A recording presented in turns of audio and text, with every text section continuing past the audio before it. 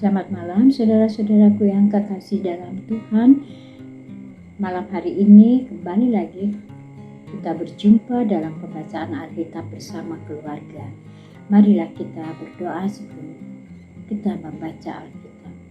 Bapa di surga, kami bersyukur karena Tuhan Kau memberikan kami waktu untuk bersama-sama berkumpul membaca bagian dari Alkitab.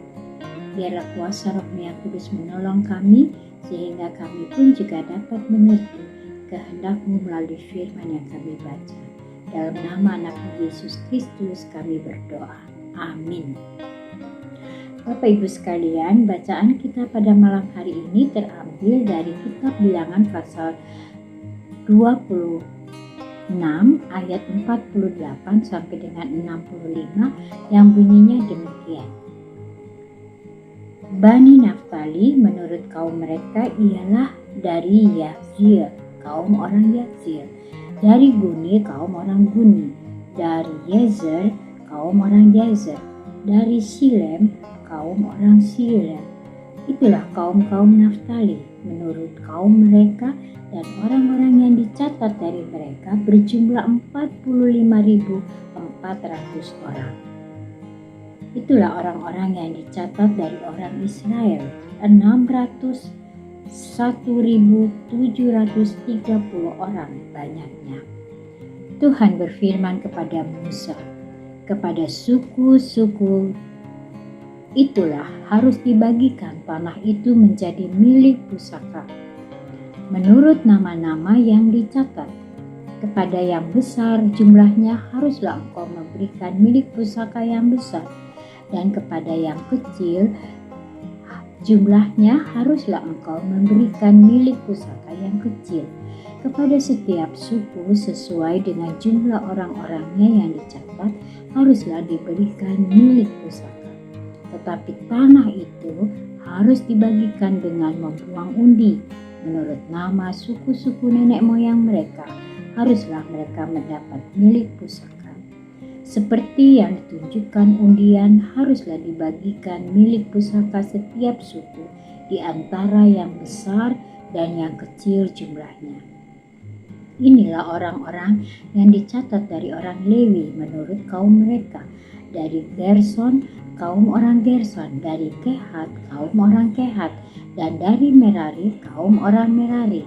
Inilah kaum-kaum Lewi, kaum orang Libni, kaum orang Hebron, kaum orang Mahli, kaum orang Musi, dan kaum orang Korah.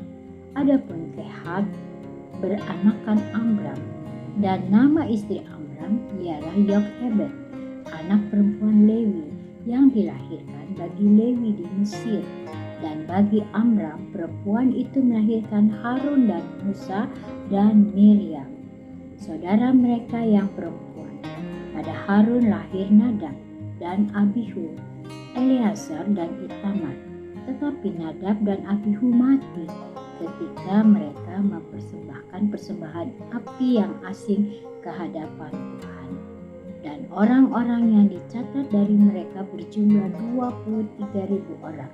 Semuanya laki-laki yang berumur 1 bulan ke atas, sebab mereka tidak dicatat bersama-sama dengan orang Israel, karena mereka tidak diberikan milik pusaka di tengah-tengah orang Israel. Itulah orang-orang yang dicatat oleh Musa dan Imam Eleazar ketika keduanya mencatat orang-orang Israel di dataran Moab di tepi sungai Yordan dekat Jericho. Di antara mereka tidak ada terdapat seorang pun yang dicatat. Musa dan Imam Harun ketika keduanya mencatat orang Israel di padang gurun Sinai, sebab Tuhan telah berfirman tentang mereka, pastilah mereka mati di padang gurun, dan dari mereka itu tidak ada seorang pun yang masih tinggal hidup selain dari Kaleb bin Jefun dan Yosua bin Nun. Sampai demikianlah pembacaan kita pada malam hari ini.